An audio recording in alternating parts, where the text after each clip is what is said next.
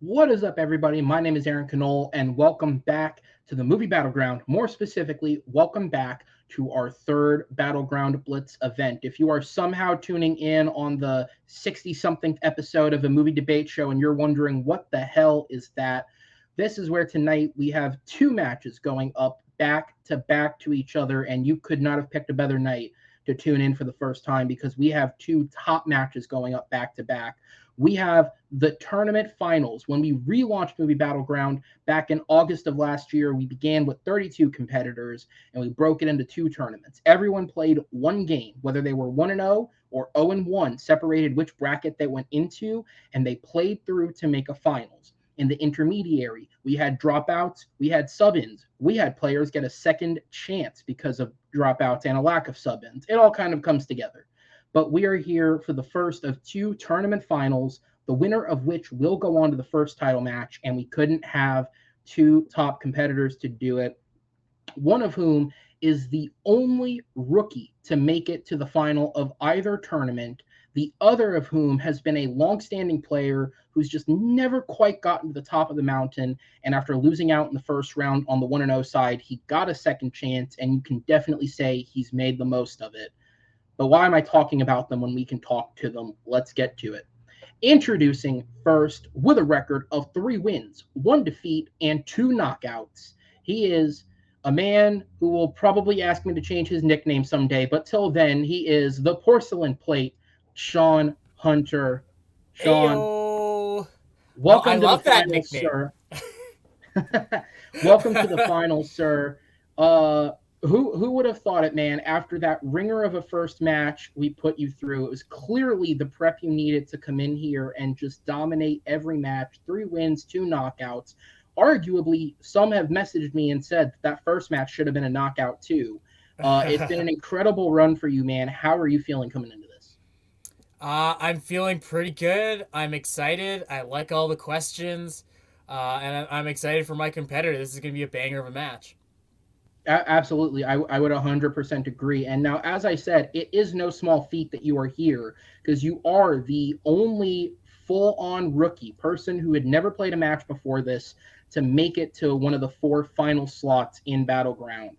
Do you wear a certain sense of pride with that, win or lose tonight, or does that not matter? It's all about getting the win right here, right now. I'm totally happy that I'm the first rookie to do this, to make it this far. I do understand some of my matches. I think some people might say they have been a little bit easier. Some of my opponents have not prepared fully, but I'm excited for today because I know my opponent has fully prepared. So I'm excited to be tested fully and win and just prove to everyone who says my other matches maybe they're a little bit softer. Well, tonight I'm telling you it's going to be a hard match, so I'm really excited for this. Absolutely. Well, whether or not your opponent's prepared, you certainly have prepared every time, and I look forward to seeing what you've brought tonight. I'll send you to the back temporarily as I introduce your opponent, entering with a record of 4 wins, 1 defeat, and 2 knockouts. He is Henry Confidential Sanchez. And Henry, here we are again. Also, many years ago, we were in this position, and we are here again. As long as you've been in Battleground, you have been somebody who's near the top, but you've just never quite gotten the win in the title match. You were knocked out in the first round. You got a second chance, and you've worked your way to this point. How big is this matchup for you? Yeah, so it's one of those ones where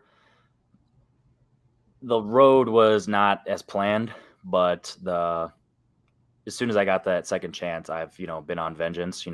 Taking down Austin, yourself, tremendous opponents. Kevin had me sweating. So 3 wins in a row that I definitely had to work for.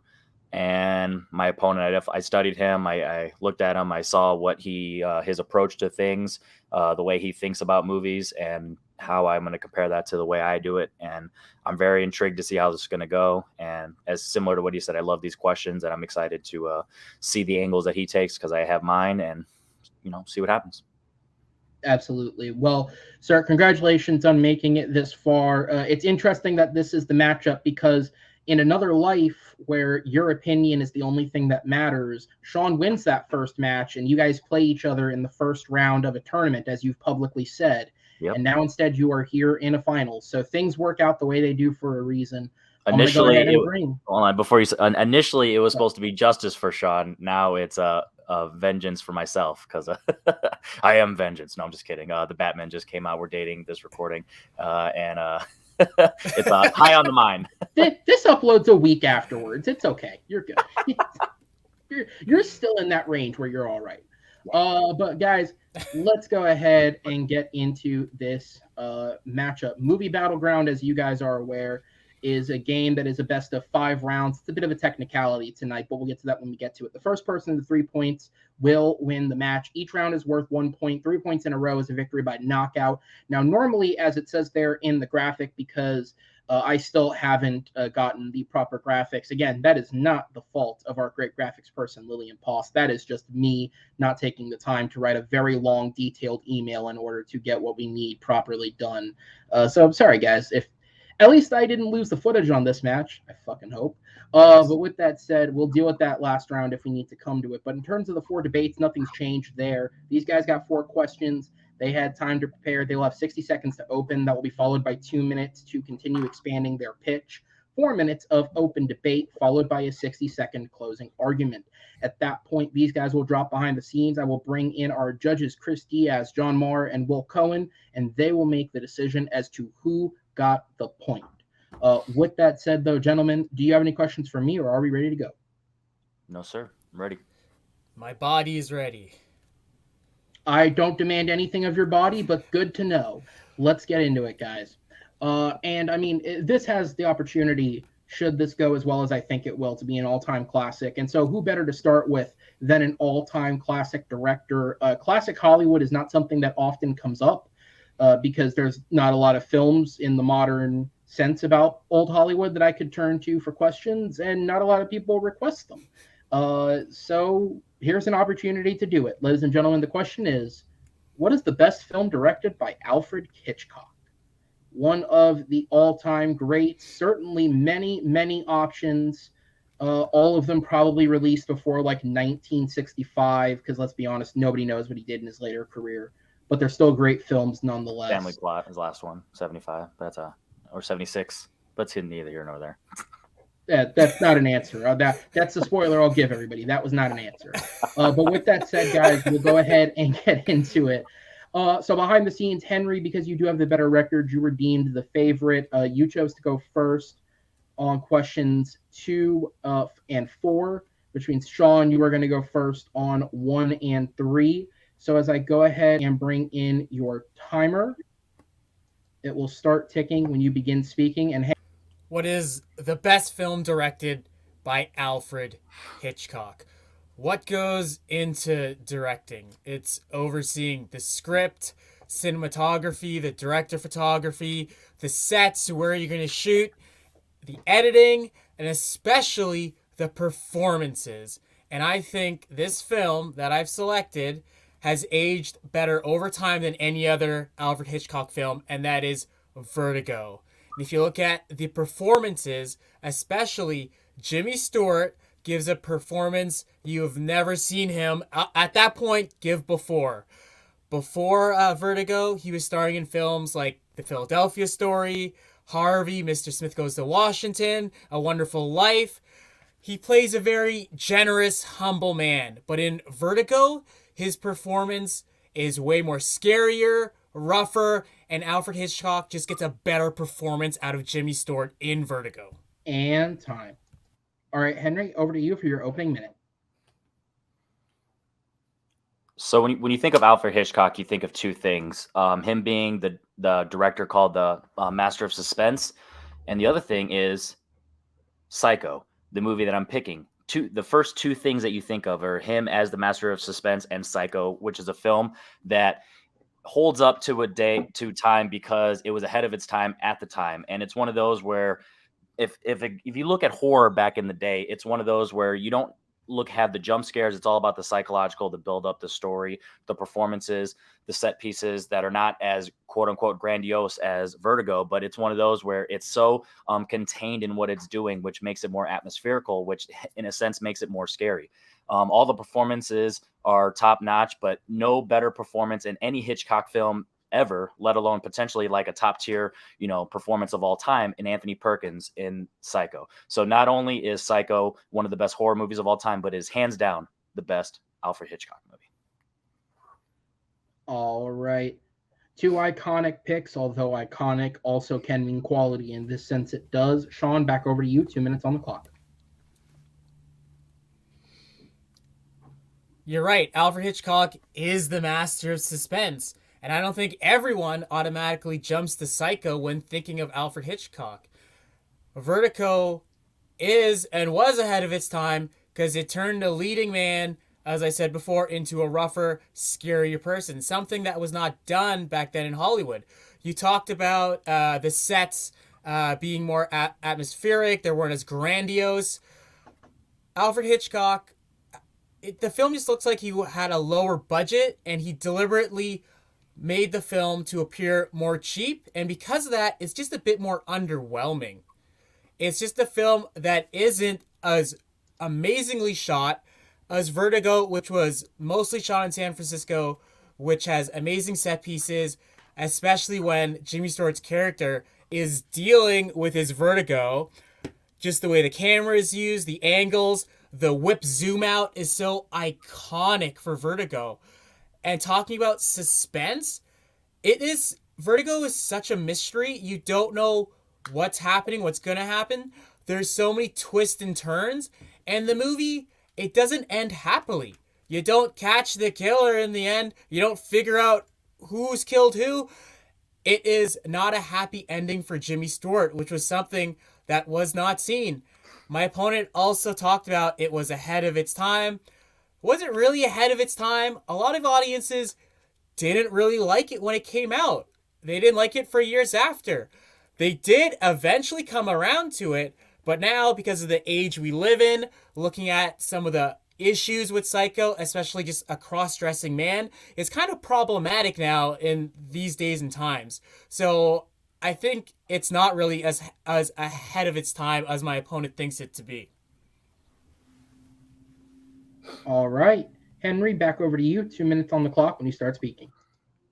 So similar to how I was saying of my movie being ahead of its time and more accessible nowadays, the difference is with Vertigo is it was of its time, so it's not accessible today. The runtime is over 2 hours, and you feel that 2 hours and 8 minute runtime like entirely. It has 3 different acts that are deliberately paced, and it's during the filmmaking era of the 50s where you just watch a lot of walking shots. So you see Jimmy Stewart not only just quote unquote stalking, but you also actually see him walking, and it's one of those where Hitchcock just didn't quite have the editing that you would want for that, so it's not as rewatchable.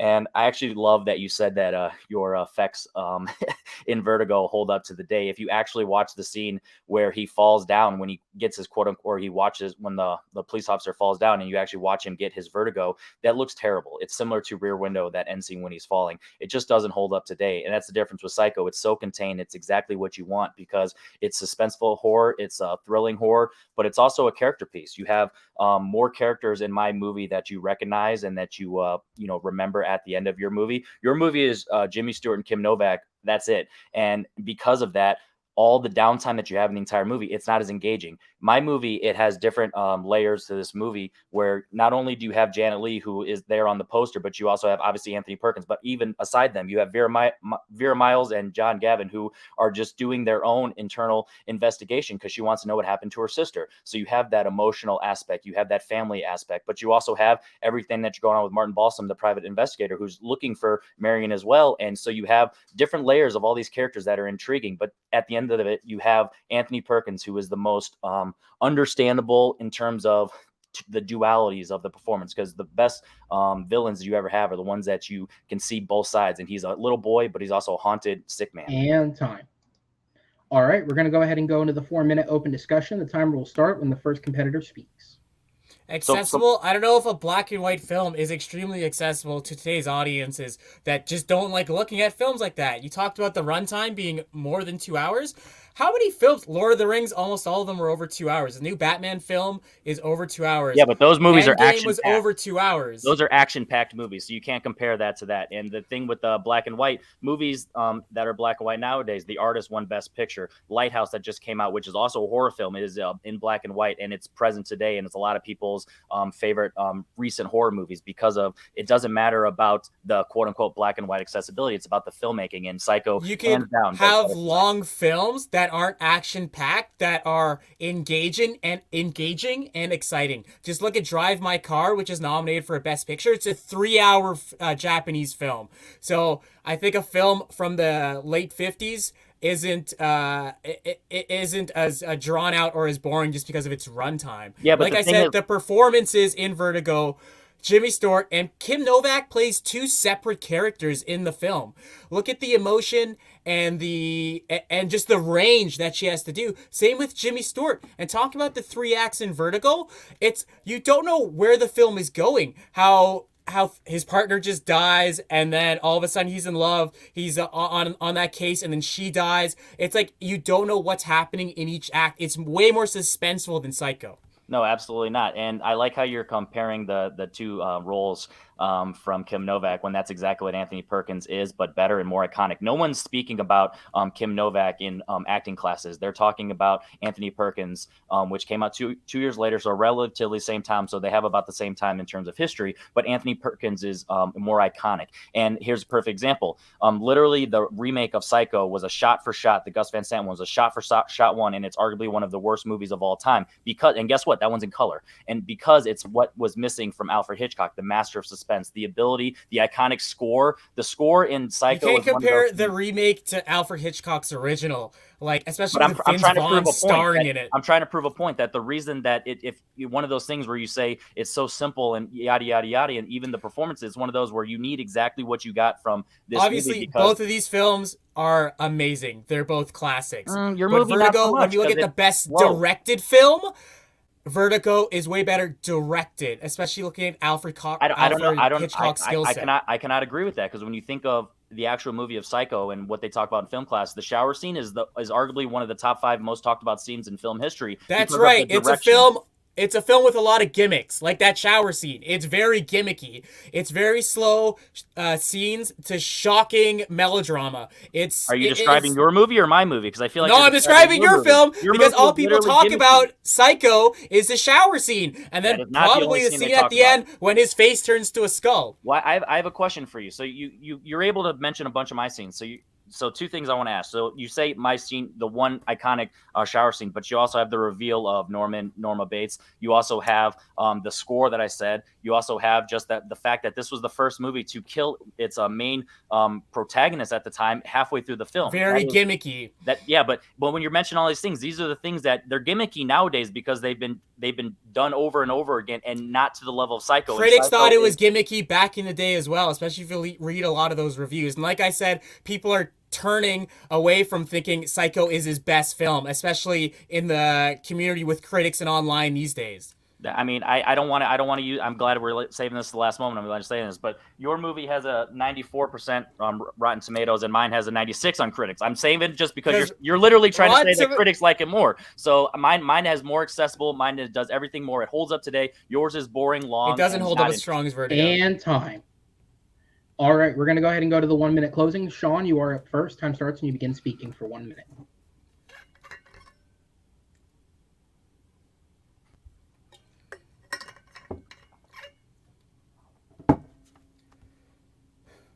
Why is Vertigo Alfred Hitchcock's best directed film? The performance of Jimmy Stewart, all the emotions and range he has to carry. The dual performances by Kim Novak. The brilliant and eerie camera work, and especially lighting and green lighting to portray scenes, especially when they're airier in the film. It's way more unique than Alfred Hitchcock's Psycho, especially since it's in black and white. The lighting is just way better. The score is amazing and was nominated for an Oscar. It's a truly great score, and I think it just gets undershadowed from Psycho, but it is an amazing score, and especially when you look at the structure of Vertigo, the unique structure of those 3 acts, you don't ever expect what is going to happen, and it's way more suspenseful than Psycho. And it also has a very dark and uncompromising ending, which leads to overall just a better, more well-directed film. And time. All right, Henry, back to you for the final minute of the round. The difference between our two movies is my movie holds up to a day today because it was actually ahead of its time. It still was well received at the time because it actually received Alfred Hitchcock a Best Director nomination, as well as Janet Leigh as a Best Supporting Actress performance. Unfortunately, Vertigo did not get those because no one really cared about the story at the time. And today it's not as accessible because it's just long, drawn out, and it's just not as fun. If you actually think about my movie, other than the main iconic performance of Anthony Perkins and Janet Leigh and everything, you also remember the side characters, Vera Miles, Marion's sister, Lila Crane, but you also have the iconic Sam Loomis, which guess what? I don't know if you know that name. Oh, wait, you do, because it was recreated in Halloween for a character as homage, because that's how iconic this movie is, not only as a Hitchcock film, but just a film in all of cinematic history. Psycho is one of those that stands up today, both as a horror film, as a dramatic thriller, but it has romance. It also has, some funny moments, and it's more iconic, more memorable, and more quotable. It's better. And time. All right, gentlemen, a round fit for a championship. Well done, boys. I'm going to go ahead and send you both to the back and introduce our judges. Not a lot in terms of fact-checking to go over. Pretty much everything they said was factually sound, although it is worth bringing up that if you simply just type Alfred Hitchcock into Google, while yes, Psycho is the first film that shows up, right next to it is 1958's Vertigo. So needless to say, these are probably the two most iconic films of his career. But with all of that said, Will, I go to you first, sir. Who gets your vote, and what was the main point that sold you? So I gave the slight edge to Shaun, just because he, I feel like did more to kind of demolish Henry's arguments, and he was able to rebut just a little bit better than I feel like Henry was.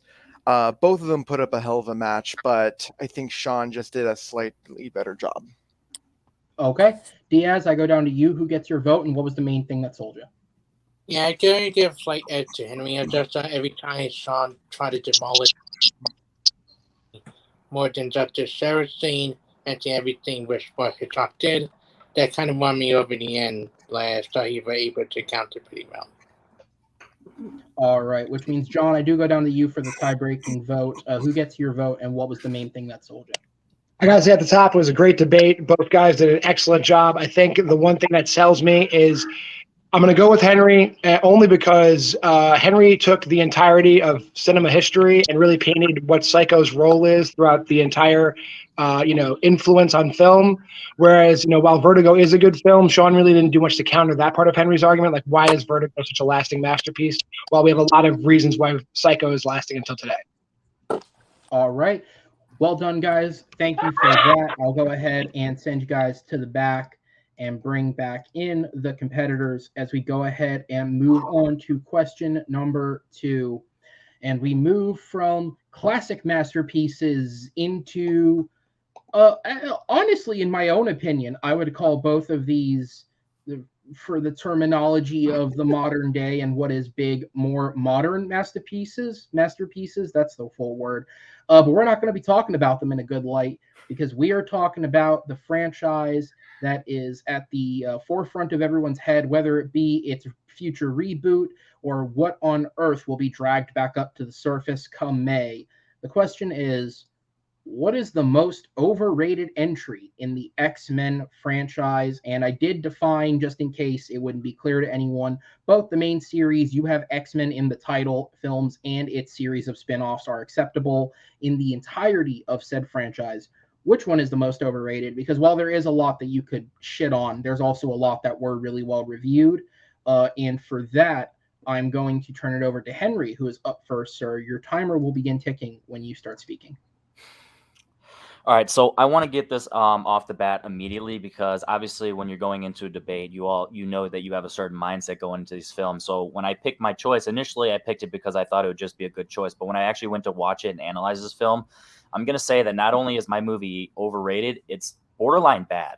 And it definitely does not hold up today. And I'm going with X2, X-Men United. And honestly, this is a movie that throughout the years, everything that I've heard, it's one of those where I assumed that it was going to be one of the greatest films of, its era and very game-changing for comic book movies and the X-Men franchise as a whole. And that really bummed me out because when I actually went back and watched this is a movie that if you just don't even know what movie you're popping on, you automatically know it's from the 2000s. And that's because obviously everything about the filmmaking, but also the costumes that just does not hold up today. It's one of those that just sticks out like a sore thumb of the leather and then just the angst. And you can tell that they didn't know quite what they were doing with it. While the first one had, self-aware cheese to it. This one is just kind of overrated and bad. And time. All right, so I'll be completely honest. I had a minute of internal panic because for the second time in a row, I completely forgot that the answer was switched on that one. I'm just going to be totally upfront. I was like, holy fuck, is he doing something wrong or did I do something wrong? It was me. It was me. So don't worry, guys. The rage would have been so much worse with his original answer. But with that said, Shaun, I do go to you, sir. Time starts when you begin speaking.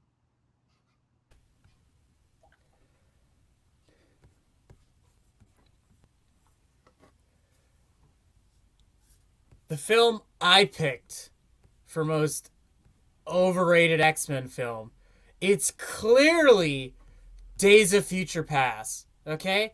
People think this film is good because they remember the comic book series, the story from the comic books, and they remember the X-Men 92 animated show. Both that show and the comics series did this story way better. This film, Days of Future Past, is a complete fucking mess. The characters do not have any internal motivation. They don't give a fuck. The director totally doesn't give a fuck about the first movie, the movie that comes before it.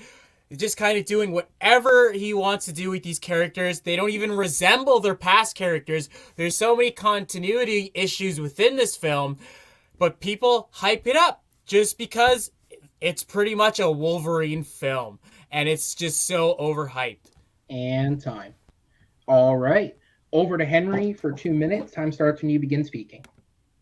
At the end of my 1 minute, I said kind of overrated. Obviously, that was just a flub because the time was going out. It's very overrated, and in fact, the most overrated X-Men. So strike that from the record. No, but seriously. So the difference between X2, X-Men United, and Days of Future Past is Days of Future Past knows exactly what it wants. I like how my opponent says that this is a movie that quote unquote flubs up the source material, but guess what? The Dark Knight is arguably one of the greatest movies of all time, let alone comic book movies, and it doesn't really directly do anything from the comics. So you can tell your own story and not worry about quote unquote being comic accurate, as long as you tell a story, because you're using inspiration. Because if you just do word for word, beat for beat, picture for picture, recreations, you're not going to tell anything new and interesting. So the difference between Days of Future Past and why it's not overrated is this is a movie that has everything that you want from an X-Men film. You have all the Logan moments that you have, but you also have the duality of both Charles Xavier as a young man dealing with his injury, but also as an old man who's a veteran, Charles Xavier. But you also have the duality performances of Magneto,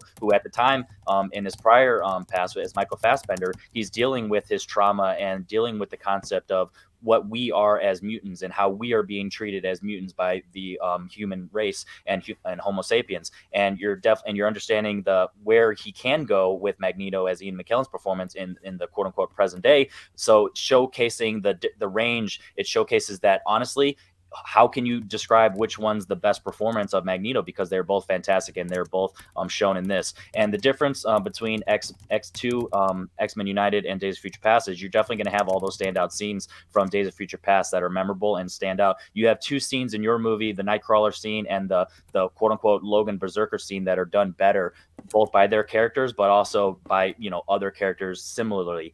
Days of Future Past does everything that you want, that, stands up both from the present day but also from the past. X2, we wish we could just leave it in the past because it is overrated, bloated, dated trash. And time. All right, Shaun, back over to you. 2 minutes on the clock. X2 is not game-changing. They killed a main character at the end of the film. They dealt with issues that superhero films didn't deal with before. The way they that scene with Iceman at home with his parents, when he's coming out as a mutant and his parents are telling him, you know what? Can you just like try not to be a mutant? They're pretty much mapping homophobia onto being a mutant, which has never been done before to that point. This movie for sure was a game changer. Talking about how the costumes looked bad and from the 2000s. Did the costumes even change in Days of Future Past, especially in the future? They were still in black leather and they still looked as shitty as ever. This film doesn't know what it wants. And you talked about Magneto's range. What range does Magneto have? He gets out of prison, and then what does he do? Then he wants to kill Raven, and then he doesn't kill Raven, he just talks her down. And then he moves his stadium to the White House. Like, what does he want? What is his motivation? What are any of these characters' motivations? You talk about the duality of Professor X in the future and in the past. The old Professor X, you don't even see that much. You don't even see him do anything. What range does Wolverine have? He doesn't quip. You don't see any gruffness. You don't see anything that made Wolverine so awesome from the previous films. You talked about scenes. X2 does. Your movie only has a Quicksilver scene. That is the best scene and the only good scene out of your entire film. X2 is the greatest X-Men film. You have Nightcrawler breaking into the White House to open the film. That is insane. Wolverine goes berserker barrage in the X-Mansion. He fights Lady Deathstrike. As I said, the Gabe Yoon scene with Bobby and his parents, Wolverine getting shot point blank on the porch, Magneto just getting the iron balls to escape the prison. All right. We're going to go ahead and go into the 4-minute open debate. The time starts when the first competitor speaks. So I want to start. This film is so epic, especially the ending of that film. They kill off Jean Grey. She sacrifices herself. And you know what? With my film, you care about the characters. You care about Wolverine, Rogue, Bobby. You care about Magneto, Professor X. And Jean Grey sacrifices herself. And at the end of the film, when you hear that speech that was said in the first one about evolution and mutants and human, and you see something forming under the water. That's like the Joker card scene from Batman Begins. That was fucking epic. What an amazing moment seeing that. Oh my god, the next film, even though it was shit, the next film is going to be Dark Phoenix. What did your film promise? Like, this film is a classic.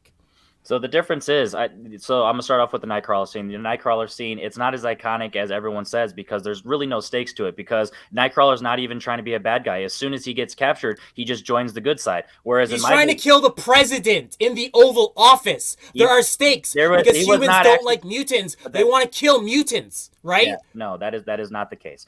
There is no stakes to what he's doing. He's just punching people. He's not actually doing any killing. As soon as he gets captured, he's like, oh, I'm going to join you and be the good guy. So you don't actually have that arc that you would want from that. The opening scene of Days of Future Past is literal Sentinel destruction. And it's one of those where you're really showcasing the stakes of my film. Oh, the Sentinels?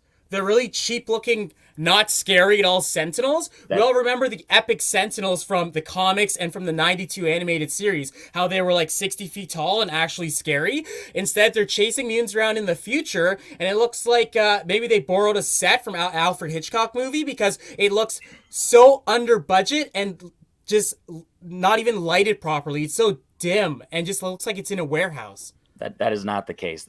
The fact of the Sentinels is they're mirroring the powers of these X-Men and the mutants, and they're doing everything to literally combat it. You talked about everything going on with Bobby and Iceman. Iceman is literally better in Days of Future Past as a supporting role, just in the present, doing all his ice powers that visually look fantastic, and is also mirrored by the Sentinels. Bobby is an amazing character in X2, especially when you see his relationship with Rogue. Especially as teenagers, they can't touch, they can't kiss. He has issues. His parents don't want him to be a mutant. They don't want him to be himself, and he chooses to go with the X-Men. The difference between X2 and Days of Future Past is X2 is literally still building up to all the stories that it's trying to tell, but you can tell that they don't have a main plan in mind outside of the quote-unquote Dark Phoenix that eventually built up, and sure, it was fine, and that is one of the saving graces of being decent at best, whereas Days of Future Past, it is hands down riveting from the very start to the very end, and it has a very satisfying ending as well. Days of Future Past. Hold on, let me talk. Talk. talk. Go, let you talk, because you're horribly wrong. You said that Wolverine did not have an arc. Going in, he literally was like, hey, I don't want to do this, and he's building up to all of his stuff in the past. And then as he does it, he started to formulate that relationship with Charles that we eventually got in Logan, the relationship that the true friendship they bonded, and everything that goes on with Charles Xavier of not being able to handle the fact that he is disabled. But guess what? In the future, in the present day, he is disabled, so he needs to come about that. But it's the relationship. He already had a relationship with him, a very good relationship with him in X2. Logan. And he's also Days dealing of Future with Past, everything. It makes no sense at all, especially with Kitty Pryde. What is she? How is she even sending Wolverine back? It's part of her powers. It's established. She can only do it. It's not part of her powers. You're just making shit up. Who's the villain of Days of Future Past? There's no villain. You don't care. There's no stakes. Mankind, because everything. Oh, well, Mankind's also the villain in X2. Exactly, plus you have William Stryker, who is played brilliantly by Brian Cox and provides very good stakes for Wolverine. Of the Sentinels. Clearly, everything that goes on to this film, it's more epic and it's more scope, and the ending is more satisfying. And time. All right, we have the 1 minute closing left. Henry, time starts when you begin speaking, sir. All right, so clearly my opponent is desperate, and he was not allowing me to talk because he knew that everything that I was saying was about to destroy his movie. The Nightcrawler scene is not as iconic because he's holding back his punches, and he's not actually aiming to kill. And as soon as he turns over, he just becomes a good guy. Everything with Magneto is just set up in the plastic prison. It's just a lot of talking. It's two old men talking. And guess what? In my movie, they are older, and they're still giving more dynamic performance. The dual role between Charles Xavier of Patrick Stewart and Charles Xavier as James McAvoy, the speech that he gives to himself is hands down more iconic and more memorable speech-wise than anything that you get in X2. Wolverine has the arc of going from the past and going into the future and dealing with his humans, because at the time he's like, I don't want to do this, I don't have time for this shit. And then he actually understands the true meaning of what it means to be a quote-unquote teacher, which they try and tease at in 2, but they don't get that. Everything that you get in X, and by the way, my movie actually fixes everything that you get in The Last Stand because of that satisfying arc. Because guess what? If you do what needs to be done, you can change the future and you can change the present and you can have a happy ending. And time. All right, Shaun, back down to you. Last minute for the round. Time starts when you begin speaking.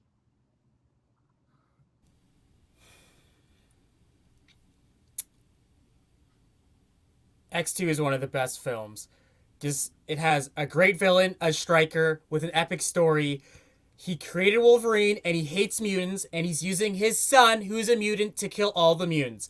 That is a way better story and has way better stakes than Days of Future Past, which, as I said, there's no internal stakes for any of the characters. And especially talking about Magneto, he doesn't even know what he wants, and he's changing what he wants for no reason from scene to scene.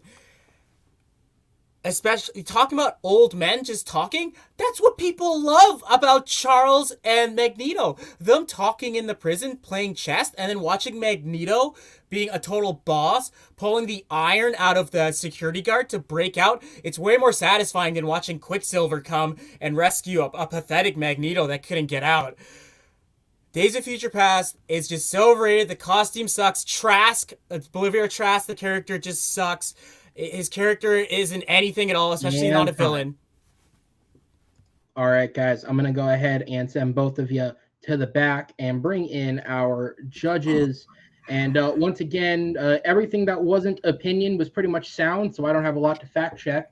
So we're just going to go ahead and get straight into it. Diaz, as concise as you can get it for me, who gets your vote, and what was the main point that sold you? And much this is hurting me as an X-Men fan to hear the argument. Had to go for Shaun. He let a smackdown on Henry and everything that way.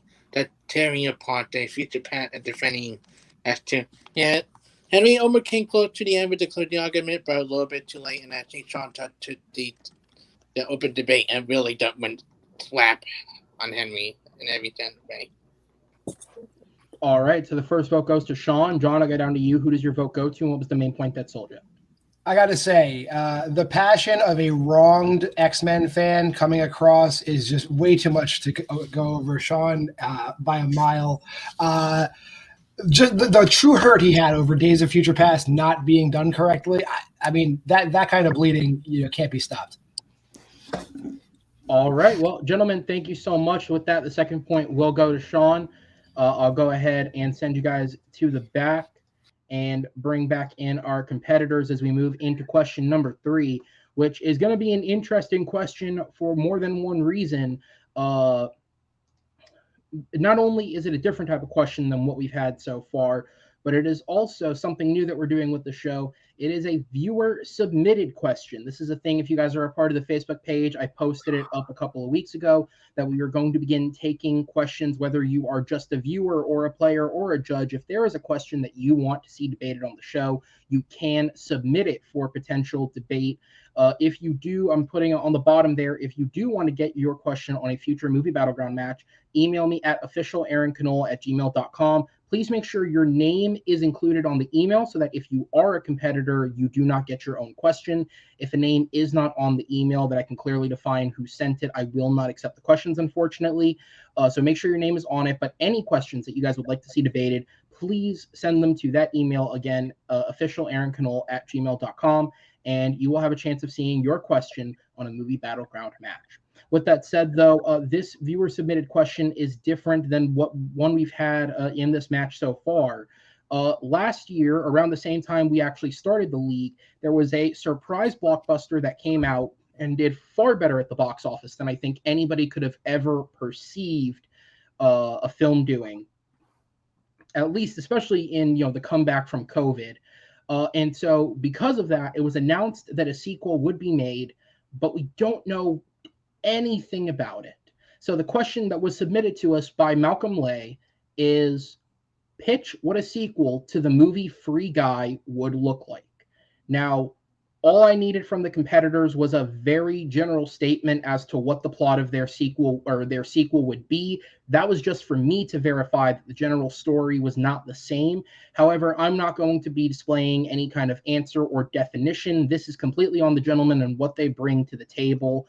I do, however, have a flurry of pictures that I will be displaying over the match because I admit I had a little bit too much fun looking up Free Guy images, and my God, there was a lot of marketing material for this movie that I can display. So enjoy the visual entertainment, enjoy the audio entertainment. And with that, I will bring back up the timer. Shaun, you are up first on this round. Your 1 minute start ticks when you begin speaking. I'll use my time, but I just want to say I apologize for speaking over my opponent too much. It was not sportsmanlike, and I will try to not speak over him and let him finish his points for the remainder of the match. So the question is, pitch what a sequel to movie Free Guy would look like. Pitch questions, it's very hard. I'm not a filmmaker, but I tried my best to create a plot, a story, director, actors who I thought would be amazing and in a film, in a sequel that I would want to see. So for director, I want to bring Shawn Levy back. He did a great job for Free Guy, for the original one. And why would I get someone else? I loved everything he did. I have no complaints with his direction, with the choices he make. I think it would be best for the sequel if he came back. My cast, obviously bringing back Ryan Reynolds, Lil Rel, Jodie Comer, Joe Carey, and a newcomer, Jacob Tremblay, which will have a very, very big role in this film. And obviously, I want cameos galore. Hugh Jackman, John Cena, Charlie Day, Jonah Hill, Mark Hamill, Harrison Ford, and Josh Brolin for some of the cameos for my film. All right, that'll be time on the opening. Henry, over to you for the opening. Time starts when you begin speaking. Yeah, so when you think of Free Guy, you think of just the concept of what made that movie fun and unique. It's the fact that Guy was starting to develop his own conscience, and it's kind of that AI thing that we've gotten before in other sci-fi movies, but this is done in a video game because Millie's conscience was actually Key's conscience was going, just how the code worked. It kind of was a combination of their interests with each other. So that's why Millie was starting to get that attraction towards Guy, who is a sentient being, and it's based on everything that Key's. So at the very end of that movie, they defeated Antoine and they got their rights, their game back, and they got together. So in my movie, now I'm going to really be able to give them the chance to kind of double down on how Guy was actually, coded or starting to come off as a code in that one. And I'm actually going to create a VR game that's not going to be called Free Guy, but is in fact going to be called Free Will, because the characters in the movie are going to feel like they have their own free will, and it's going to be more, interactive and more personal. And time. All right, Shaun, back over to you. You do have 2 minutes on the clock. Time starts when you begin speaking. And also, just as a reminder to you guys so that you're not caught off guard, at this point, I will begin showing random images. So my plot for my film, it takes place 16 to 18, well, let's say like 16 to 18 years after Free Guy. It stars Jacob Tremblay. His character's name is Ralph. Ralph, the son of famous video game developers or coders, Keys and Millie, has been haunted for a long time by his parents' mysterious disappearance. Yes, Ralph's parents, Keys and Millie, have disappeared. A strange signal draws Ralph into Free City, and he is pulled into the same cyber world in which his father and mother helped to create. He's never been there before. It's his first time going in there. He must team up with Guy, Ryan Reynolds, to help find his parents and seek to escape from a universe that is far more advanced and dangerous than Ralph and Guy could have ever imagined.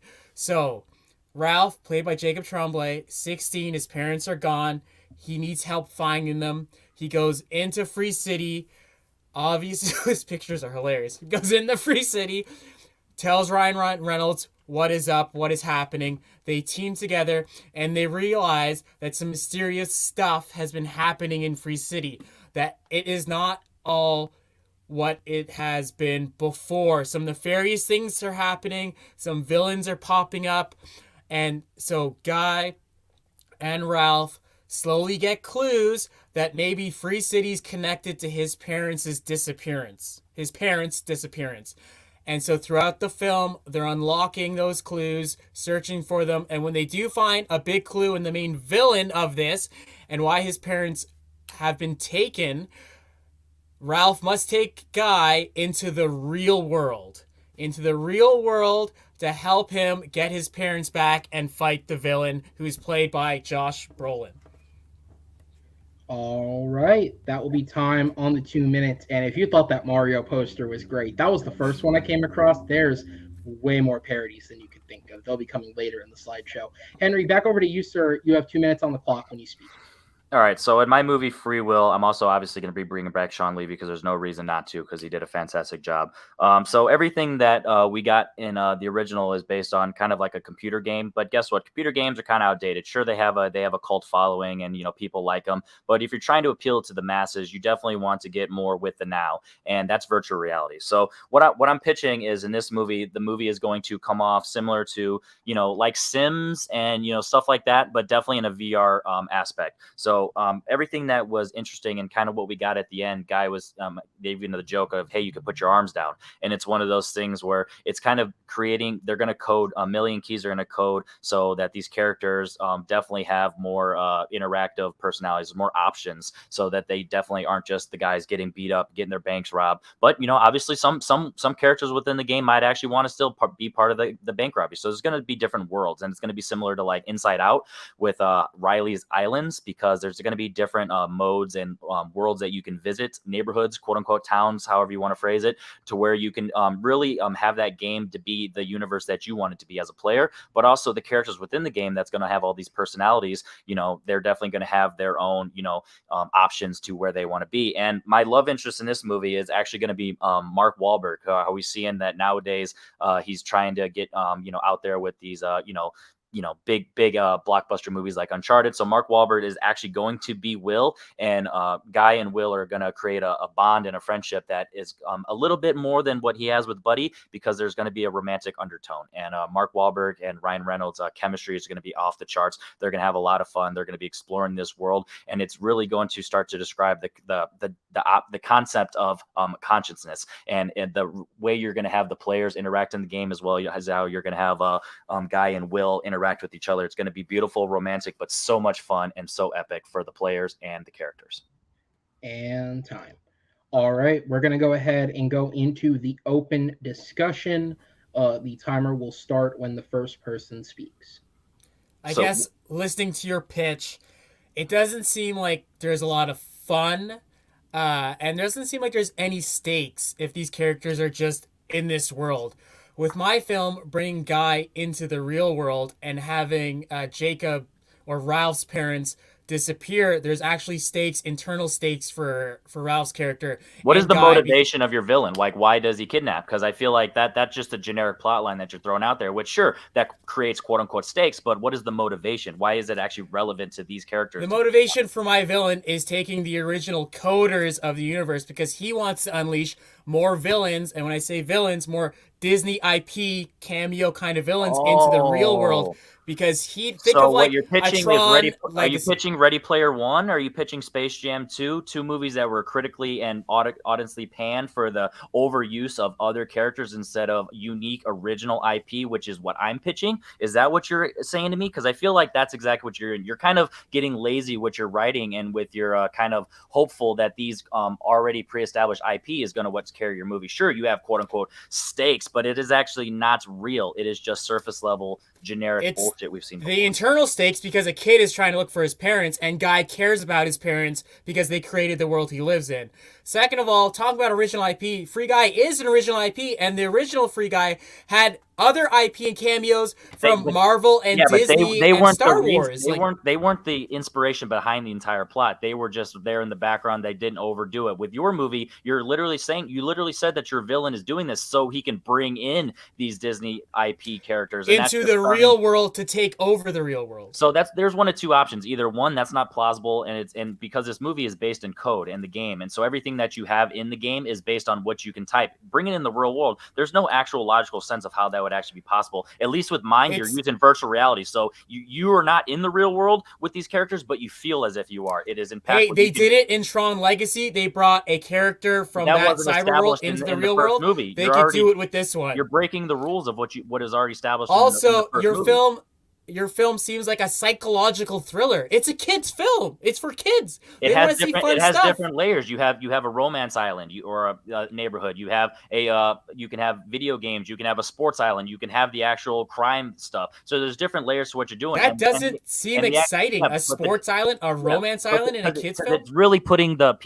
audience of what they're getting, and the actual quote unquote stakes of what we're getting at is the dynamic between Guy and Will, because Guy is really starting to really kind of like, hey, this is where we need to be, and Will is actually like, hey, because quote unquote free will, that's the title. He's like, hey, we need to do more, and he's gonna try and band them together so they don't separate, so they actually can come together and kind of overtake this world. And it's not the case, so it's gonna have that struggle of their relationship that is bonded both from romantically but also very great chemistry comedically. Didn't we already see Guy have like a best friend in the first film? Yeah, but he's replacing his best friend. No, I'm not replacing. Plus, like, there's no stakes to this. No, I'm not replacing his best friend. I'm replacing his romantic lead, because in the very first one, his romantic lead technically was Millie, but Millie realized that Guy was just a representation of Keys, and that's why I don't want to see. So once Guy got his first chance at love, he now is really trying to have some real love, which he meets in Will. If I want to see a romantic comedy starring Ryan Reynolds, I'll go watch Definitely Maybe. Like, I don't want to see him in a video game world having a romance with another character. No, if they're both imaginary characters, if they're both video game characters, who cares? Oh, so you didn't care about Guy in the first movie? That was the whole point. So that's defeating the purpose of why your movie would even be created if you don't care about this character. The reason you care about this character is because his personality and how he's starting to build a You're gonna care more about Guy because he's trying to find the creators of the codes and help keep their son out. All right, we will go into the closings. Shaun, you are up first this time around, so it starts when you speak.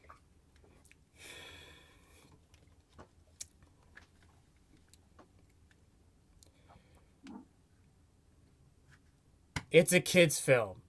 It's a kid's film that's also for adults. I don't want a psychological drama of what it means to have will or romance in this video game world. Like, think of like all the cool and crazy things we could do. Bringing in other Disney IPs. My whole pitch, my whole film isn't going to be about that. It's about a son whose parents have been missing for a very long time. And in order to reconnect with his parents, he has to go into this world and find Guy to help him. And through working with Guy, he's learning more about his parents, especially Millie and his father, why they created the code. It's way more integral to the characters and way more internal stakes than just two imaginary virtual reality characters, and especially pulling Guy into the real world, seeing how he interacts, that's just something so cool I want to see. And time. All right, Henry, you do have the final minute on the clock. Time starts when you speak. So the logic behind actually bringing Guy in there, it's not plausible, and it breaks the rules with Jeff in the first one. You're saying that he's going to go back and learn a lot about these parents, but you already established who these characters were in the first one. So anything that you kind of create to quote unquote have stakes, that's just going to kind of be fodder, and it's going to be like lazy writing that was just filled in.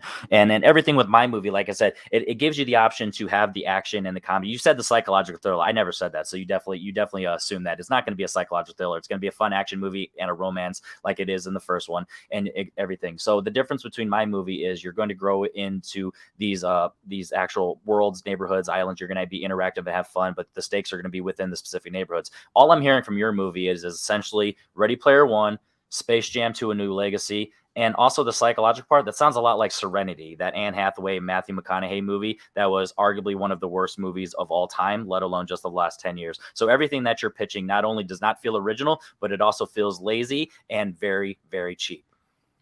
All right, that will be time. Gentlemen, another great fight. I'm going to go ahead and sit you in the back for the decision making as I do bring in our judges. John, I go to you first. We heard a couple of solid pitches and some good rebuts against those pitches, but what was the main thing that sold you for the point? I just kind of watched this debate as if I was like in a studio, like which one of these films would I buy? And I feel that Henry delivered a much more concise package of what the movie's going to look like to me. And I do believe he withstood a lot of the criticisms from Shaun. Can't say the same the other way. All right, Will, I go to you next. Who gets your vote, and what was the main point that sold you?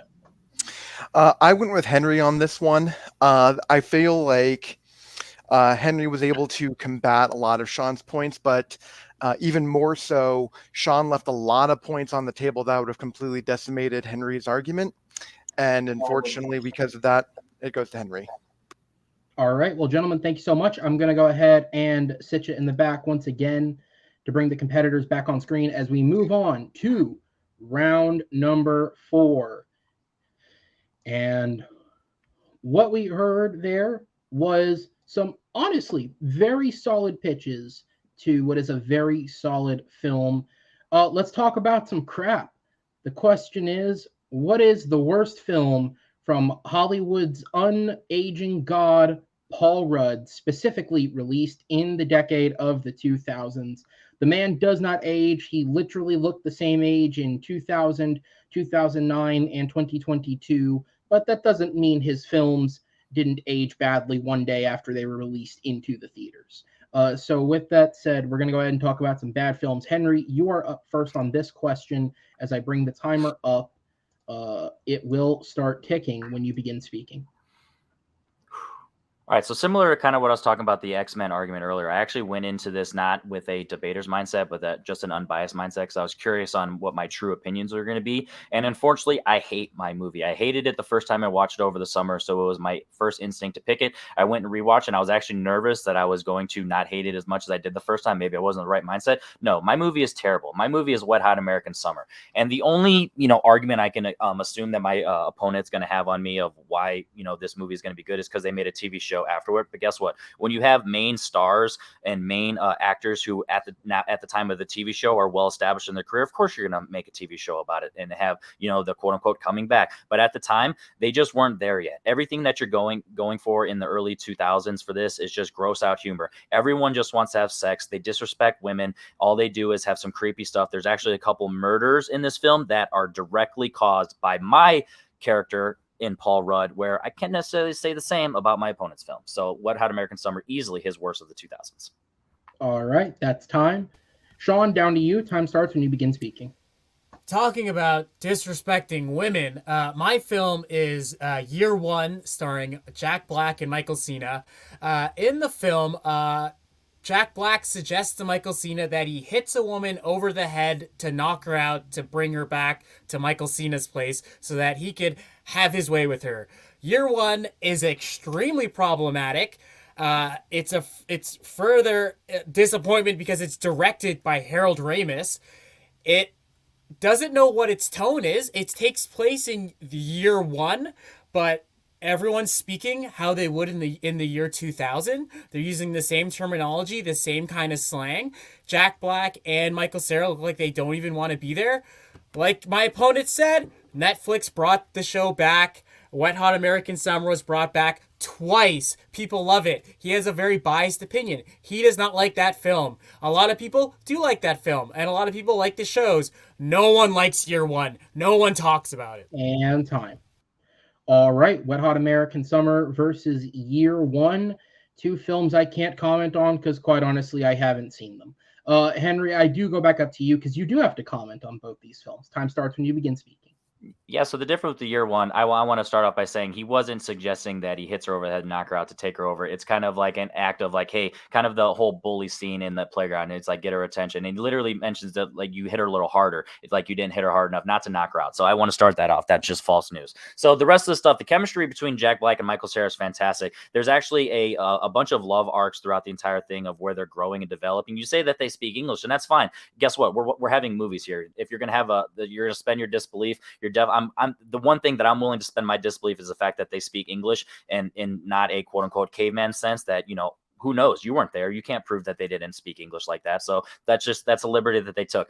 The reason that this movie is actually a lot of fun is because it draws the span of multiple points in historical time. They have the actual Cain and Abel scene, which is the only couple seconds that Paul Rudd is in that film. And, you know, guess what? In your film, not only does he die, but he also causes less deaths than he does in my film. He actually murders 2 kids, or he's the cause of 2 kids of drowning because of neglecting, because he just wants to get laid and he just wants to make out. He's the worst part of the movie. That is already a terrible movie. Sure, you can say it's my opinion, but guess what? Debating is all about opinion. It's not about, you know, who you can't just go ahead and ask 100 people what the pick is, because then maybe you have a definitive choice. But for the question, the reason that this is the worst movie is because narratively, all its humor is just over the top and stupid. Everything that you're doing in this movie doesn't even make any sense. You literally have Christopher Maloney talking to a can of peas or whatever it was. You have all these kids that are just being, or all these camp counselors just being disrespectful to the kids. They swear at them all the time. They're disrespectful. They have no charm. It's not funny, and it's not fun. At least in Year One, you have an arc of growing, of trying to become a better human being and literally grow as mankind. You have the different elements of the Roman era. You have the Cain and Abel storyline, and you have multiple storylines of love. And it's also just a lot of fun. And there's even less fart jokes in Year One, which you would think there'd be more. And time. All right, over to Shaun for 2 minutes. Time starts when you begin speaking. Obviously, the characters have to speak English. That's not what my comment was about. They're using 2000s era slang, okay? Slang that we would use in the year 2000, 2001, 2002. That's my problem. It's Jack Black stating that, hey, I want to go make another tribe. It's going to be dangerous and exciting. What tone is this film? Jack Black and Michael Cera look bored throughout the entire film, okay? They look like they don't even want to be there. Paul Rudd's scene with David Cross isn't even funny. It's just weird. He, again, looks like he doesn't want to be there. My opponent talked about Paul Rudd murdering 2 kids or letting 2 kids drown because he just wants to get some. That's funny. That's hilarious. That he wants pussy more than he wants these kids to be alive. It's a comedy.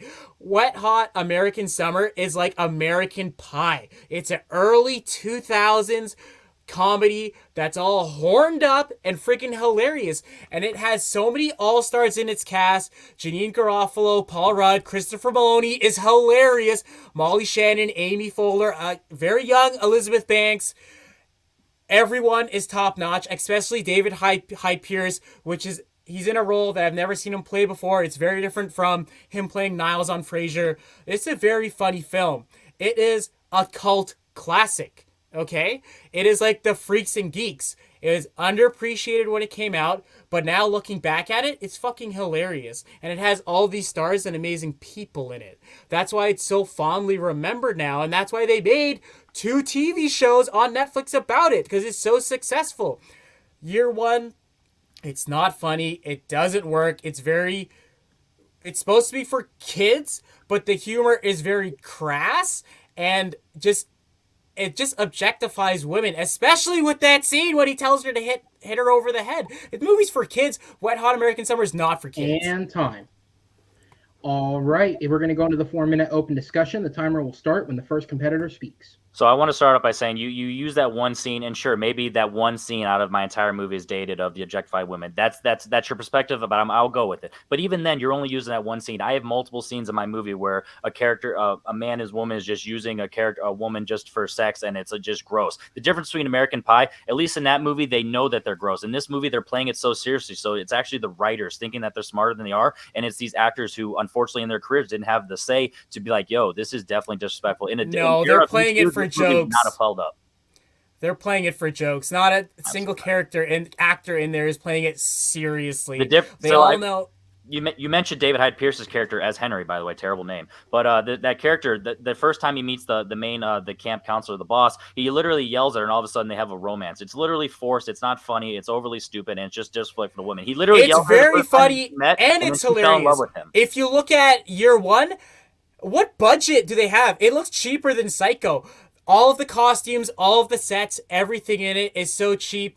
It's unbelievable characters in this setting. Whereas Wet Hot American Summer, it's a very believable setting. They're at a summer camp, and it's obviously the characters are two extremes, but it's believable, realistic characters and how they would act, especially being that young. Year one is similar to like Forrest Gump. It's literally these two early Neanderthals that are just going through time and they're witnessing history. Like I said, you have the Cain and Abel scene, you have all the Roman scenes, you have everything with the high priest. You have different scenes. If you're a lover of Game of Thrones, you're gonna have a lot of fun here because guess what? This came out before Game of Thrones, and there's a lot of elements here that clearly Game of Thrones took because you have like the Munich and the scene of the guy who doesn't have his balls. It's so much fun, and you definitely have the layers of different aspects in time. If you don't like one storyline of the Bible or history, you can definitely relate to another one, and you can latch onto something, and it doesn't even have the Neanderthal. Talking about the inappropriateness, Wet Hot American Summer, it makes sense that they're inappropriate. They're just teens and counselors. My movie's not inappropriate, though. That's what I'm trying to say. And there is a joke about slavery in the scene. When Michael Cera's love interest is a slave, he makes a very weird joke about slavery and how she comments about her, oh yeah, I guess I never have time off because she's a slave. They play slavery for a joke, and this is a kid's film. This was marketed and made for kids. That is not a kid's film. You're literally making that It's absolute Jack Black and Mike Cera, and it's a kid's film. It's PG-13. It's not a kid's film. It's just a studio comedy from the late 2000s that was just a lot of fun, had a lot to say. Like I said, in your movie, not only is, because the question is, what is the worst Paul Rudd movie? And I don't want to get into semantics, but Paul Rudd is more in your movie, and he is arguably the worst character in the entire film. He literally is responsible for two deaths. I said I'm not holding on to him. Just bring it up. He not only is it that part, but he is the worst part of your film. Like I said, he is responsible for two deaths, but once he does it, he literally kicks the two witnesses out. So it's not only like the worst part about year one is how they're trying to take modern jokes and put it into these jokes don't make sense. You're commenting about stuff that happens in modern day.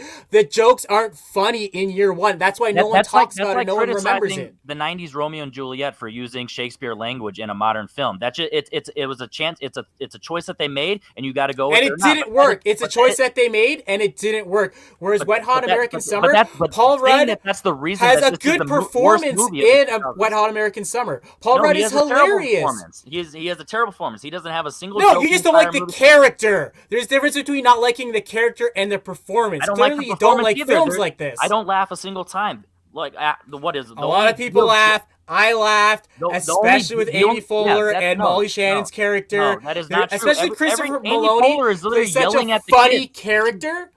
Christopher Maloney he plays against type in this film. No wonder they brought him back. He is such a funny, hilarious weirdo, and I just love how the other characters play off of him in this film. Wet Hot American Summer is an amazing cult classic.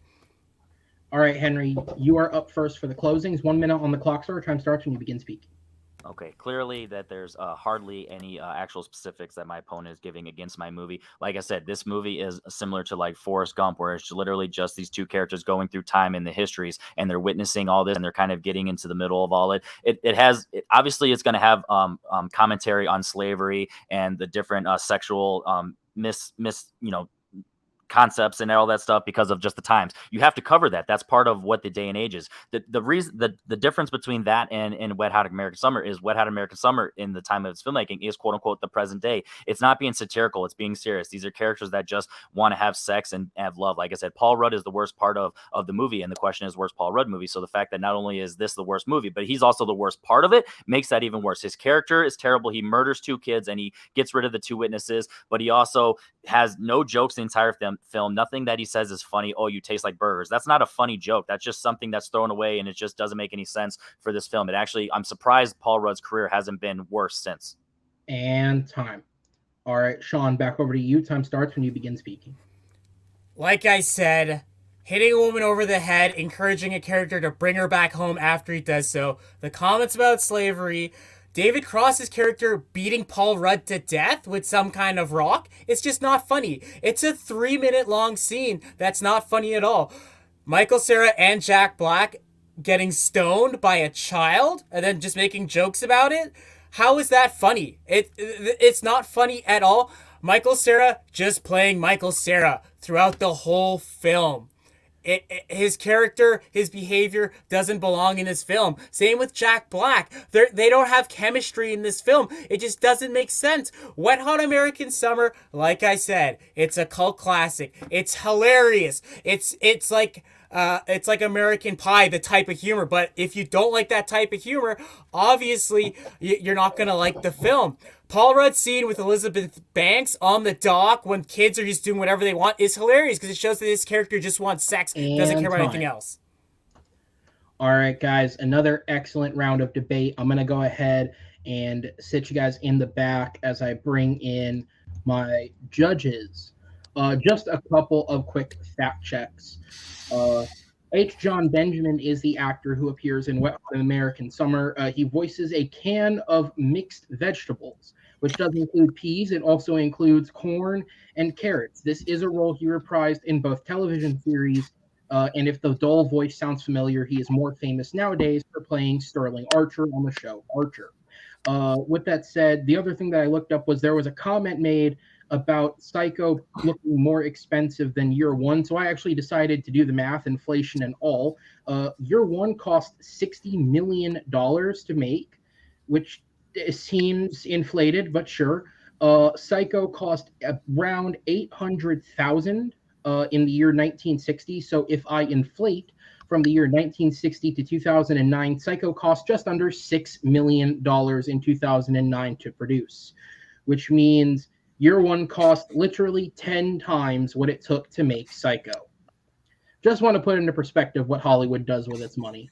With that said, though, it's not about my fun facts and what I do when I'm not listening. It's about the judges who did listen. So, Will, I go to you. Who gets your vote, and what was the main thing that sold you? Once again, I kind of gave the slight edge to Shaun. I feel like both people left a handful of points on the table, but Henry failed to address some of the reasons why Henry was saying Year One was problematic. He just said, oh, well, you're going to have references of slavery. You're going to have references of this without addressing the full point. And for me, Shaun gets the point for that. All right. Diaz, I go down to you. Who gets your vote, and what was the main thing that sold you? Yeah, I had to get the point to Shaun. Like, he focused more on the question of what is Paul Rudd whispering, and Henry, I felt focused on Paul Rudd performing. And he didn't really defend Year One a lot. Like, Shaun brought up any point with Hot American Summer more than Henry did. And Shaun hit the question home better. So, Shaun.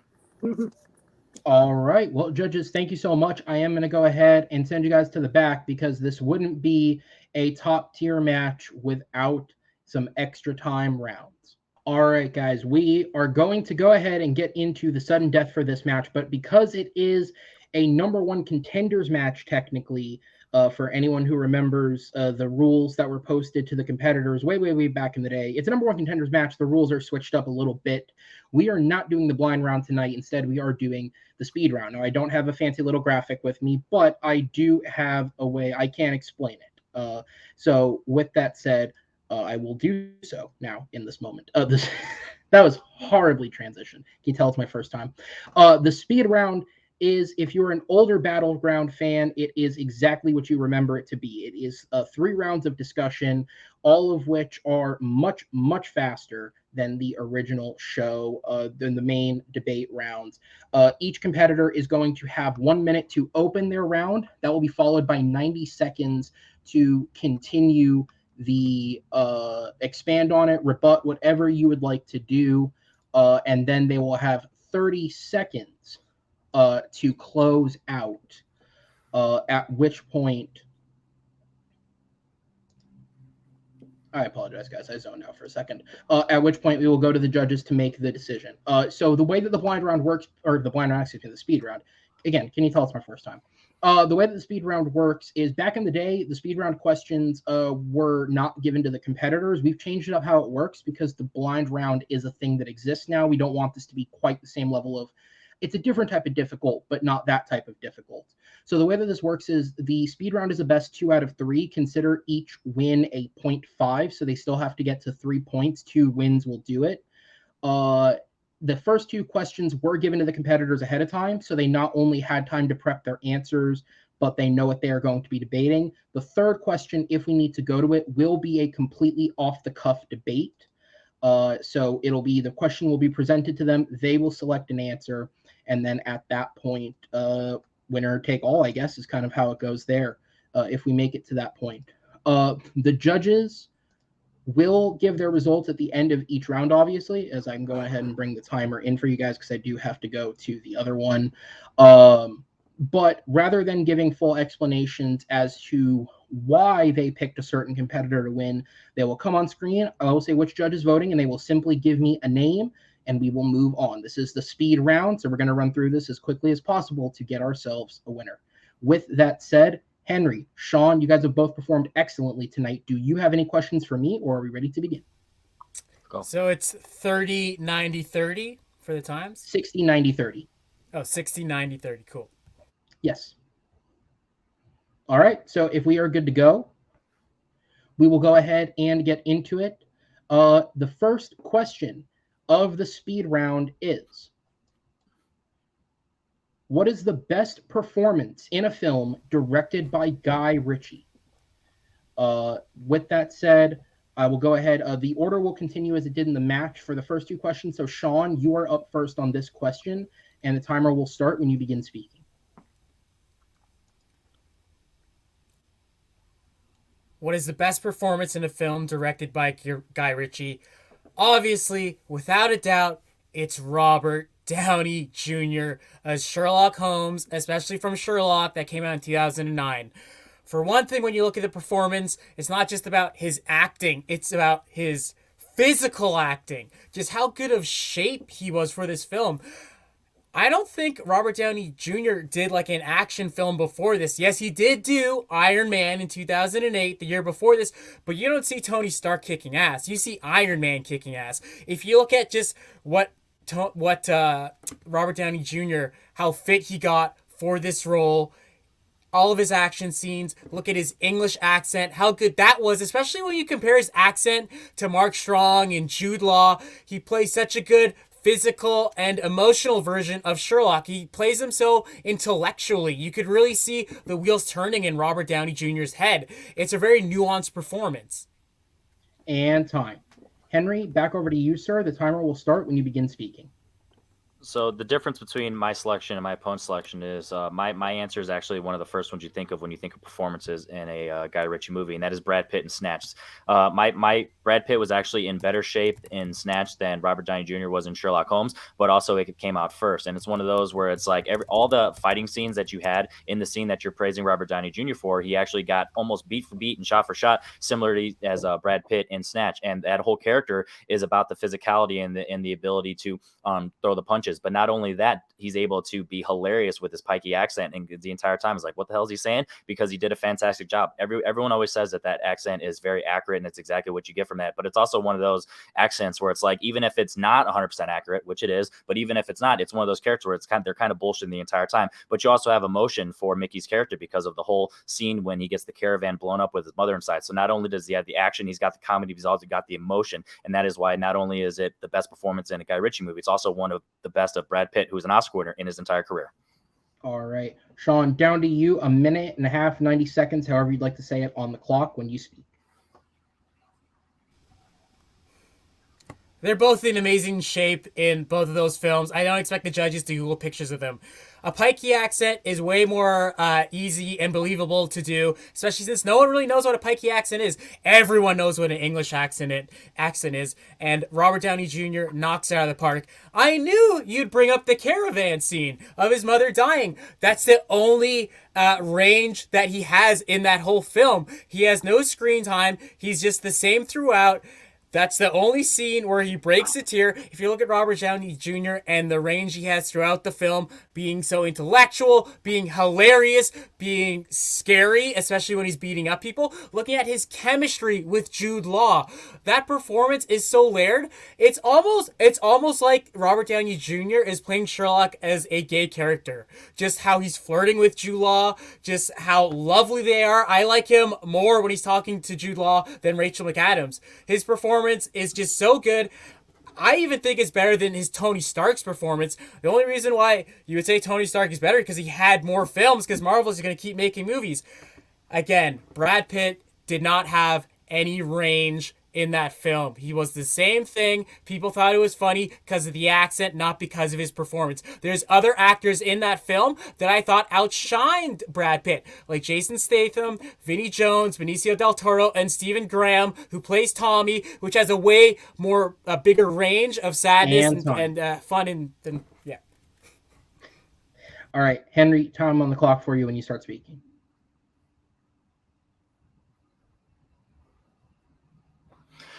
So I want to throw this out there right away. Just comparing him to the other actors, it's a star-studded cast, so of course everyone's performance is going to be great. So that's not a knock on Brad Pitt's performance, even though he is the standout. But I get what you're going for from a tactic. But your movie has Jude Law, Rachel McAdams, Mark Strong, and Eddie Marsan. So there's other characters that they're holding up against. It's strong casts. Both of them are good performances. So I'm not really going to hinder on that. So my point is the difference between Brad Pitt and Sherlock Holmes is the difference is you've never seen anything like that before from Brad Pitt or after. Unfortunately, everything that you got from other than the British accent, I'll give you that, other than the British accent, pretty much Robert Downey Jr. is just doing Tony Stark with a British accent. He's not really bringing anything nuanced to that character because it has a pre-established IP of Sherlock Holmes. He's kind of just repeating everything that you've seen from Sherlock with just his Tony Stark spin on it. It's literally just Tony Stark as Sherlock Holmes, not even Robert Downey Jr. So it's not even as creative or as unique as you'd want. Whereas in Brad Pitt, like I just said, look at him from just a couple years before this in 12 Monkeys, how that unhinged performance, and then in 7, he was able to really show the range of just not only, sure, you say his character doesn't have as much range, but him as an actor has more range because everything he's able to do in this movie.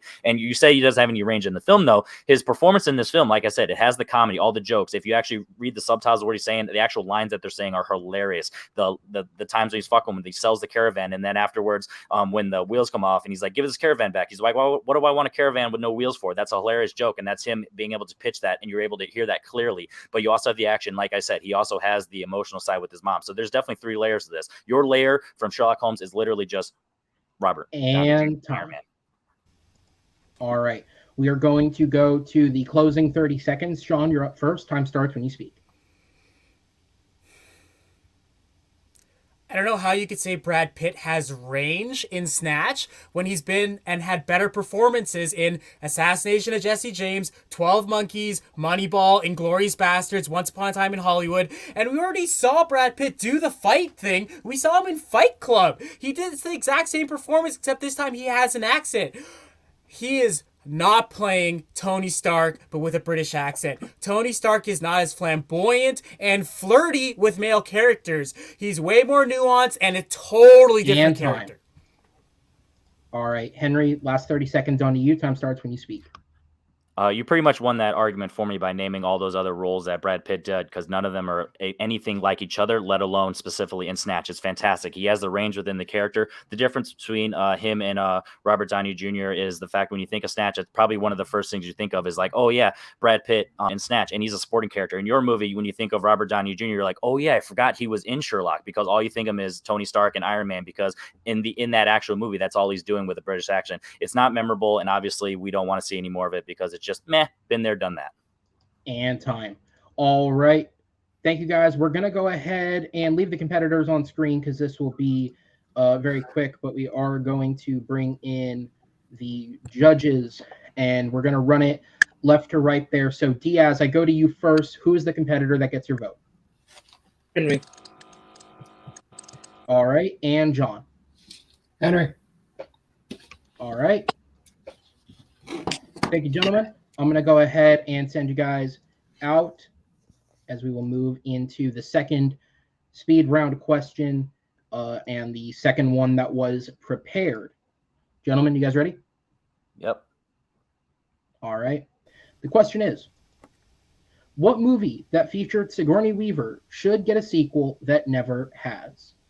All right. With that said, Henry, you are up first on this one. I will re-bring in the timer for you, and it will start ticking when you begin speaking. So the movie that needs to get a sequel from Sigourney Weaver is Galaxy Quest, and not only because of how this movie ends and how these characters finally fully formed in terms of space commanders and members of the Galaxy Quest in real life, not just on a TV show. They've evolved as from actors to also, space heroes. And there's so many stories that you could tell on this. I'm gonna equivalate to this similar to how we got Guardians of the Galaxy, where in Guardians of the Galaxy, they start off and, they're obviously in space, but they're ragtag. They're not a group in this one. So they've come together similar to this. At the end of this movie, they come together as space heroes. So there's other space scenarios that's going to happen that gets word of mouth from the character starts with them is one of those. I'm not going to try and pronounce it in 6 seconds. But anyway, that character, he's can come up them. He can reach out. There's other space scenarios that can happen. So you can really have that. Or even if you don't want to go in the element of space and you want to go into a more grounded element, you can have them going, evolving from actors to directors and creating their own stories or being writers. There's different layers that you can have for this. Sigourney Weaver's character in this has actually a lot to do in this, but also there's so much more that you can get in future sequels, whether it's an action point or a writing point. And time. All right, Shaun, 1 minute opening. Time starts when you speak.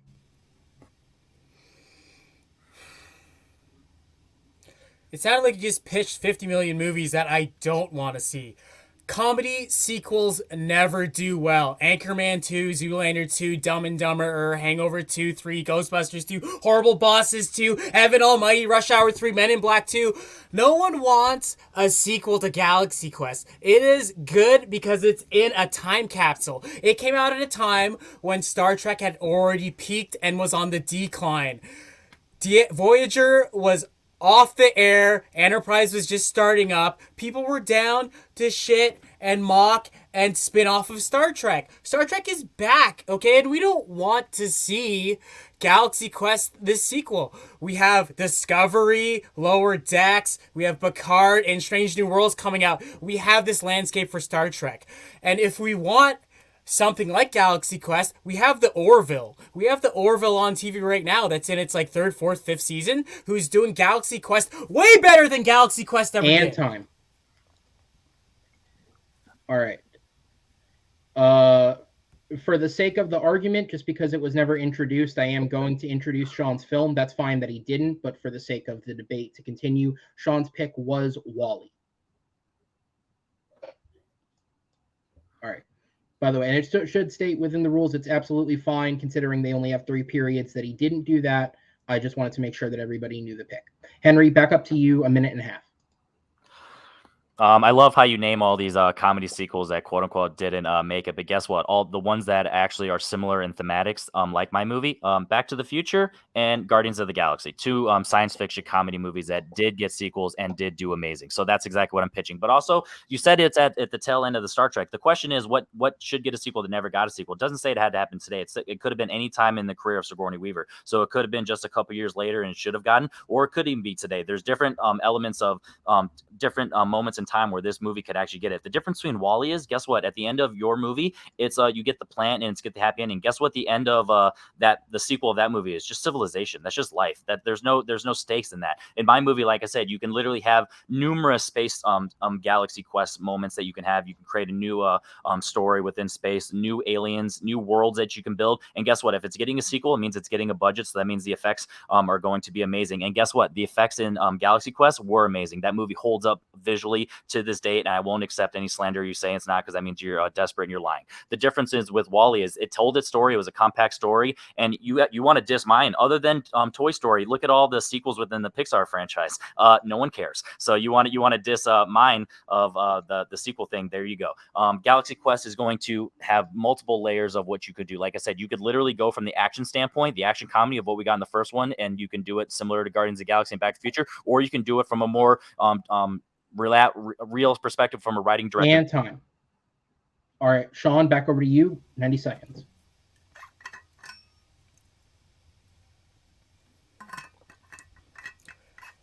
Back to the Future 2 and 3 sucked. And no, we're not traveling back in time to see that Galaxy Quest 2 came out in like the year 2005. We're not doing that. It's coming out now in present day or a year from now or whatever, okay? And you know what? The graphics and CGI animation in Galaxy Quest, they don't hold up. And you know what? If we got that cast back, Tim Allen is just not funny anymore and problematic. Alan Rickman is dead. He is gone. He was an amazing and huge part of that film, and he's not coming back, and I don't want to see Galaxy Quest without him. You talked about Pixar not having good sequels. Toy Story 2, 3, 4, Incredibles 2, Finding Dory, Monsters University. Those sound like a lot of really good sequels. WALL-E deserves a sequel. I want to know what happens to WALL-E. I want to know what happens with Evie. I want to know what happens to the humans in Earth and that whole race. That's pretty much what we're heading into. Plus, it's Pixar. They crush their sequels. They make them funny. They're heartwarming. The animation could be only better now. And WALL-E was such a beloved film that so many people would want to see that character again. Who's calling for a Galaxy Quest film? Especially when Alan Rickman is gone. Especially when those actors are so old now. It's been like 23 years. They don't look like that. They're not like that anymore. It's going to be another Dumb and Dumber. WALL-E, it's all CGI animated. You have all those voice actors are still around. It could be such a beautiful and amazing film, just like the other amazing Pixar sequels. All right, Henry, back over to you with the last 30 seconds to speak. All right, so I'll meet you in the middle. There's two options there. If you did it immediately after I did, like I said, you can have it as a space adventure action thing. If you do it in present day, then guess what? Alan Rickman passed, and that's what brought the crew together to create a story together. And then you also have the alien spaceship. Guess what? When you're sitting in a chair and you're doing space battles, you don't need to be old. Guess what? Harrison Ford in Star Wars The Force Awakens. Granted, he died after, but I'm not saying you need to have a third one, but just a second one. WALL-E, the end of the movie, honestly, guess what that sounds like? It sounds like you're pitching year one, which you already established was trash. So I don't need to hear it again. It had to close the story, and let's leave it at that. And time. Shaun, you got 30 seconds on the clock. Time starts when you speak.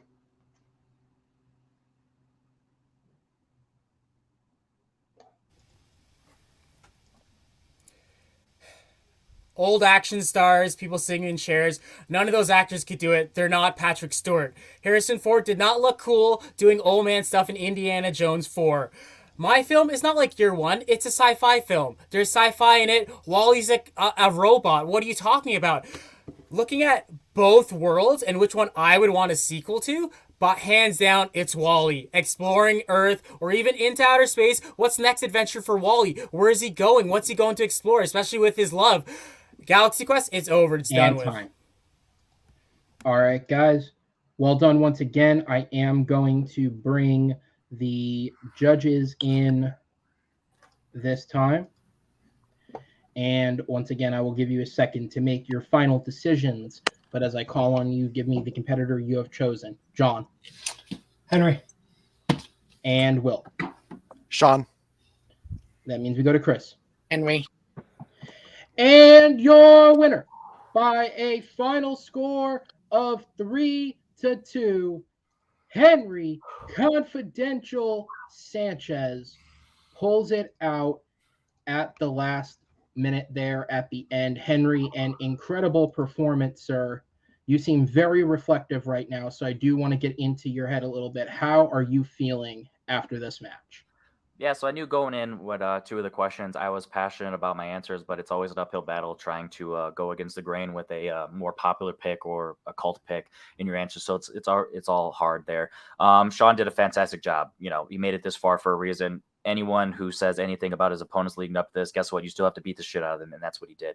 I said this from day one. He should have beat the shit out of Grant. I actually had him having knocked out Grant in that match. I really am mad at all the judges who went otherwise. All respect. I'm just trying to praise my guy here. But yeah, he did a fantastic job. Yeah, I would love to battle him any day of the week. I would love to watch any match that he's a part of. I would love to host, judge any part of. Kudos to him. Shout out to him. This is coming from him as a rookie. So obviously these are the type of performances you saw from myself, Chance back in the day, Jeremy, even Grant, you know, all jokes aside from their rookie season. So Shaun's going to be here to stay if he wants to, and all kudos to him. Thank you for making me earn this spot. And thank you to the judges and Aaron for putting this together, because if you guys know anything about me, I'm not in many positions to be in a title match for anything because of reasons. So even having this opportunity and showcase, me as a person in 2022, it means a lot to me. And I'm glad that, I've been able to deal with adversity and take this seriously, because, Aaron, you have a great show here and I'm glad to be a part of it. So thank you very much. Yeah, absolutely, man. And again, you have done an incredible job with this tournament. Obviously, the first knockout of the league and a great first match against Noah. And then obviously everything that happened with that second match, the unfortunate loss of Grant, the switch out for Jay, in what was legitimately you being a genuine guy, because without getting into the details of it, we have a way of handling matches that have switch outs of players. Henry went against the grain of that and said, fuck it, throw out all the questions, give us 4 new ones, let's go equal ground. And these questions, by coincidence, I should say, not on any purpose, just didn't favor his own feeling as much as the previous ones did. And it took the L in that sense. But he got the second chance thanks to other people dropping out. And you took full advantage of it, brother. So I congratulate you on this. The last thing I will say to you before I let you take your leave is you will be playing in a title match in just a couple of weeks. That won't go up till April. We're going to be taking a few weeks off after these matches. But I do have to ask you, right now at the moment, there are 3 opponents technically on the table. You do have Joe Fairley, who is in that match. And of course, we have Jeremy Adams and Medee Raymond, who did play. However, because of my own screw-ups, that match did not air.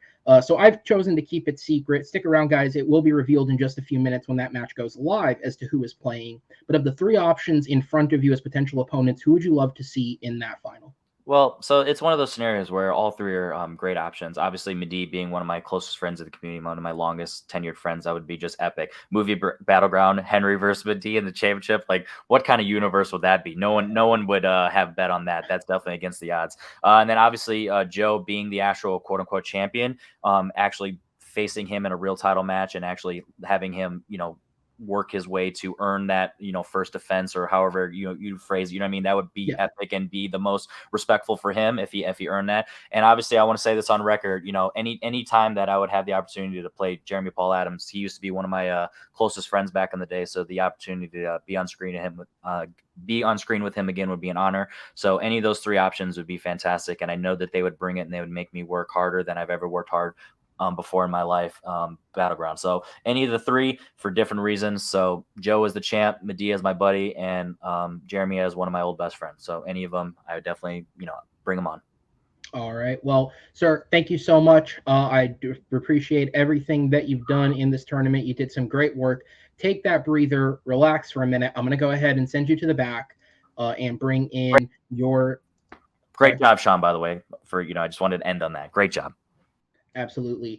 Your esteemed opponent, Shaun, who there should be, I hope, no love lost on your end, sir. You put up an absolutely top performance today. In the end, maybe it's a little bit of the format, keeping in trade. I wanted to amp up the number 1 contender matches in a bit of a different way than the regular matches. And unfortunately, being the only rookie, it means you're the only player who's never experienced one of those. So sometimes it comes back to bite you. Sometimes it doesn't. But as everyone who's played you has said, you don't play like a rookie. You play like you've been doing this for forever. So how do you feel? I feel pretty good. That I made it this far. Henry was a fantastic opponent. Like, that match was a banger. I'm glad it went as far as it did. It got heated. A lot of good points you brought up. I think the judges made fantastic choices. I agreed with all of their choices, but the last question. But this was a super fun. And it was a blast. Absolutely, sir. And obviously, you as well will get a layoff for some time because you've been through the ringer fighting your way through this tournament. But as I said at the start, everyone that makes it to the upper echelon will have their chance at getting near a title match should they take it. And the position that you are in right now is your next matchup will, as Henry plays the winner of the next match that follows, you will play loser, which means on the table for you as well is potentially Joe Fairley or Medee Raymond, or it will be Jeremy Adams. I just said the names. How the fuck did I forget? But those are the three competitors that are on the table for you. You will play the loser of that match. If you win that match, you will be in a number one contenders match once again. So who do you fancy out of that trio for a matchup? Whoever the best player is, I want to go in fighting. I want the hardest opponent. I want to try and do my best to crush them. So I don't want any easy matches. All right. Well, Shaun, again, I do have to give you all the credit in the world because you did an excellent job being the only rookie to make it this far. There's no shame in having to take one stumble before getting there, and I do believe you will get there, sir. So congratulations on an excellent tournament.